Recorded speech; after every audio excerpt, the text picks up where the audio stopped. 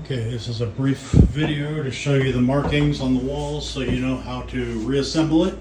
You have your front door, which we've already removed. You got your corner, inside left front corner, inside left middle panel,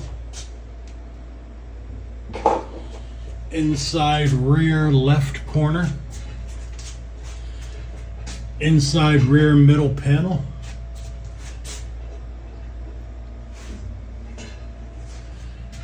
inside rear right corner,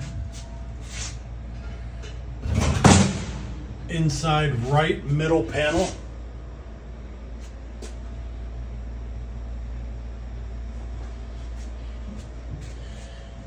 inside right front corner,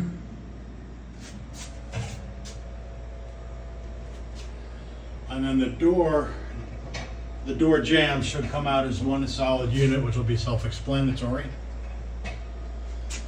And then you have the floor panels, which we labeled right, middle, and front.